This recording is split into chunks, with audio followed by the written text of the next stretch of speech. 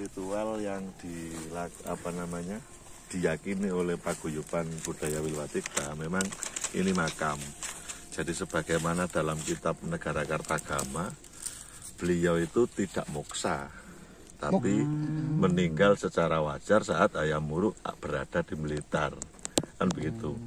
Nah, di cerita rakyatnya Paguyuban Budaya Wilwatikta itu, di ujung usia, masa tua, itu kembali ke pangkuan ibunya. Jadi sini ini beliau dimakamkan. Jadi titik-titik yang terkelompok ada batu bata merah ini ada 9 titik. Jadi ini yang kita yakini Mbah Gajah Mada. Di belakang ini sekitar 50 meter. Itu juga batu bata merahnya luar biasa. Ada yang kita yakini Mbah Hayam Wuruk. Nah, yang di gunung sana itu batu bata merahnya juga banyak. Itu yang kita yakini Raden Wijaya. Terus yang tadi pertama dilihat itu kita yakini Mbah Gayatri. Jadi di sini ternyata perkampungan yang mewah gitu loh. Terus diketemukan pecahan keramik, pecahan gerabah, macam-macam banyak. Nanti kalau perlu kita siapkan, ada kok itu penemuan-penemuan selama di sini. Jadi bisa dibayangkan kan kalau beliau memilih tempat di sini, ya layak bisa menguasai Nusantara. Pagi matahari terbit kelihatan, sore matahari tenggelam juga kelihatan. Terus gini Pak ya, padahal gunung ini juga tidak terlalu tinggi. Tetapi gunung-gunung yang lebih tinggi itu seolah-olah di bawah ada gunung ini, Mas ya. Anehnya ya. Maka itu kalau ini misalkan kita yakini Keraton Mojopahit tempatnya punggawa besar Mojopahit, ya layak. Dilihat situasinya itu loh. Jadi pengamanannya kan sangat. Pak, umpamanya ya Pak ya, tadi ada kosakata moksa, artinya Pak moksa itu? Kalau orang umum itu kan mengenal Mbah Gajah Mada itu kan hilang gitu kan. Oh hilang, muspro gitu ya? Moksa, sirna kan. Tapi sebenarnya wafat dalam suasana yang normal saja. Itu gitu. tercatat kok di Negara Kartagama bahwa beliau itu meninggal saat Hayam Wuruk berada di Blitar. Meninggal secara wajar, bukan moksa. Iya. Ini nanti kalau nggak penuh jagung tak ajak semua. Sudah ketemu semua kok Mas. Cuman sementara ini secara spiritualnya Paguyuban Budaya Wilwatikta. Secara ilmiahnya nanti ya mungkin nunggu prasasti apa. Tapi tinggalan-tinggalan benda sejarah, pecahan keramik selama kita mau lihat aja pasti banyak kok. Banyak. Keramik gerabah itu. Nanti sambil jalan pasti ketemu. Jadi itu nanti antara spiritual dan ilmiah itu diselaraskan gitu Pak ya. Ya. Lah, bukti lagi kalau Gunung Ratu itu dulunya ada perkampungan besar sekitar 1 kilo dari sini arah ke sana Mas ya. Itu di petak perhutani sampai sekarang bisa diakses. Ada makam umum seluas 1,6 hektar. Sekarang jadi persil, tapi di petak perhutani masih ada. Masih ada. Nah, terus itu yang dimakamkan siapa? Nanti kalau bisa cek ke perhutani bisa kok, itu masih anunya itu. Terus yang aneh lagi, gunung ini LDTE umum tapi dilingkari hutan lindung. Iya. Nah itulah kejahatan Belanda. Jadi gunung kan ini biasanya ada Pak, sebuah makam dinyatakan makam berdasarkan orang ngipi atau orang mengigau. Itu pasti ada di sana lah Pak ya. Tidak saya sebutkan. Tapi kalau di sini kan berdasarkan spiritual dan logika. Dan logika ada. Bendanya ada. Iya, bendanya ada. Terus secara spiritual ya mohon maaf ya. Yang di Paguyuban Wilwatikta itu ada Murtitomo Waskita Tunggal, ada Sabto Darmo, ada Sumarah, ada Kapribaden, ada Klambes Ireng, ada 12 organisasi kejawen. Kalau ketemu di sini setiap malam Jumat Kliwon kumpul. Jadi secara spiritual beliau semua memutuskan jasad dikubur di sini. Gitu. Ya. Terima kasih Pak. Ya. Terima kasih Pak. Ya. Seperti inilah kita akan melihat makam Patih kita, Patih Gajah Mada. Jadi ini di sini adalah jasadnya dimakamkan di sini. Oh betul ya ini ya. Ini mulai sini sampai ke sana. Sudah membentuk ini. Sudah membentuk ini. Alam itu tidak kita pacul. Nah, sudah membentuk dari alam, dari mulai sini. Betul ya, ini seperti kayak sudah itu ya, membentuk makam. Ada seperti kayak maisan. Dan utara selatan patoke. Betul. Terus ini terus di sini juga kita melihat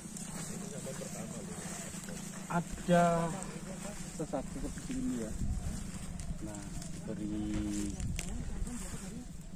seperti ini apa sajen-sajen seperti ini ya. Jadi ini adalah makam Patih Gajah Mada. Dan anehnya di sini ini walaupun ini Gunung Ratu ini tidak terlalu tinggi ya, tapi kita coba lihat sekelilingnya, kita bisa melihat gunung yang lebih tinggi itu berada di bawah kita loh. Jadi kita kalau pagi kita bisa melihat matahari terbit, dan kalau kita sore kita bisa melihat matahari tenggelam di sebelah sana.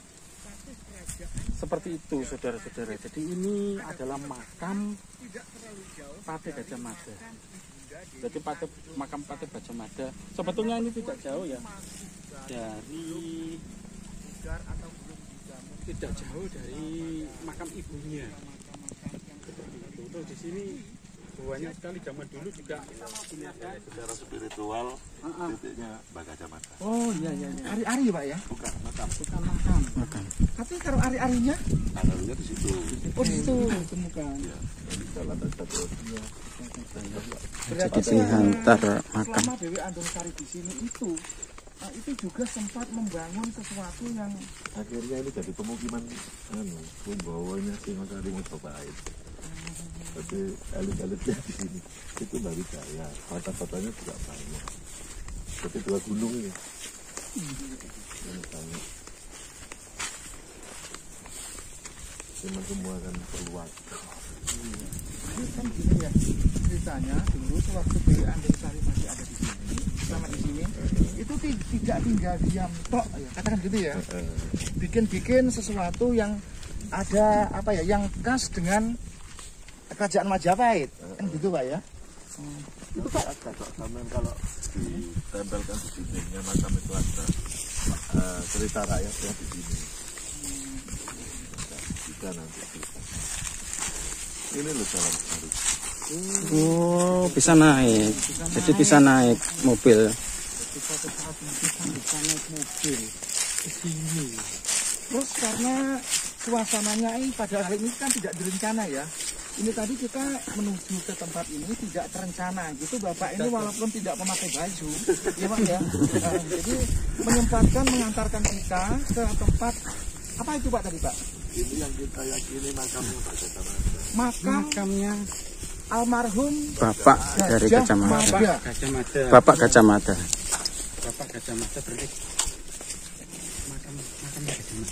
makamnya Gajah Mada yang ditemukan pertama kali belum dirilis gitu ya. Belum dirilis. Nah, artinya dengan ini bisa dikatakan ini rilis pertama kali, video rilis pertama kali, penemuan pertama kali makam almarhum Patih Gajah Mada. Nah, karena ini pertemuan pertama kali sampai panas-panas begini, yang mengantarkan pun tidak Bapak pakai ini baju. sampai belum sempat pakai baju. Tapi tidak apa-apa ya. Nah, dari buah jagung yang gemuk-gemuk seperti badannya Gajah Mada itu juga bisa dikatakan sebuah pertanda, ya Mas ya, bahwa di sini itu subur. Jauh ya.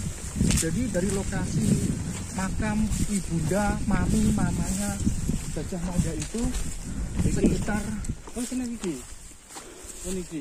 Oh, itu. Iya, karena itu membentuk ya.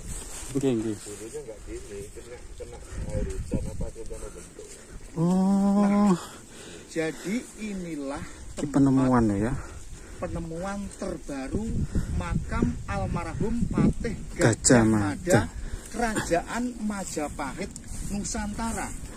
Nah, para pemirsa yang ada di berbagai daerah, mungkin selama ini Anda sedang menempuh pendidikan tentang sejarah Nusantara. Rahayu. Misalkan. Jadi seperti ini ya, saudara ya. Erlangga misalkan. Jadi ini penemuan atau loh. universitas yang lain. Anda saksikan, sebarkan, viralkan video ini, bahwa inilah tempat makam Patih Gajah Mada. Saya katakan sekali lagi, inilah makam Patih Gajah Mada yang ditemukan belum ada sekitaran 5 atau 6 bulan setelah video ini dibuat. Nah, itu ditandai dengan sebuah apa Pak ini Pak ini? Jadi ditata untuk tenger. Oh, nah itu ada panjangnya dari sana kan. Panjang bisa. Itu ada semacam tanda atau tenger ya, yang dibikin mendadak. Jadi itu genuan di depan itu bikinan baru, bata-bata kuno yang ditandai gitu ya dengan semen. Nah, dengan semen. Cuman bata yang dibikin adalah bata di era masa kerajaan pada saat itu. Paham?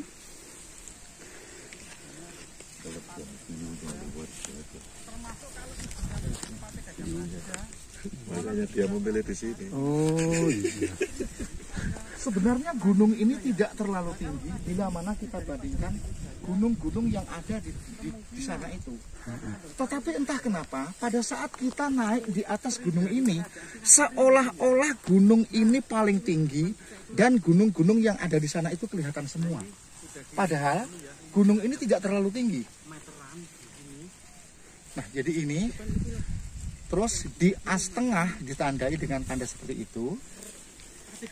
Ya, jadi ini semacam tempat ini bikinan baru, namun batu bata yang digunakan adalah batu bata kuno. Jadi sekali lagi ini di Gunung Ratu di Nimbang, Lamongan, Jawa Timur. Jadi Gunung Ratu ini orang sudah mengenal ya bahwa ini ada makamnya. Terus Jadi ini ya saudara ya. jagung-jagung yang ada di sini. Ini adalah makam Gajah Mada, saudara ya. Terus di dalamnya juga itu terlihat itu ya. Coba kita akan tanya kepada. Nah, teman-teman sekalian, pada kali ini yang mengantar kami ke sini ini adalah orang pengelola di sini. Artinya begini ya.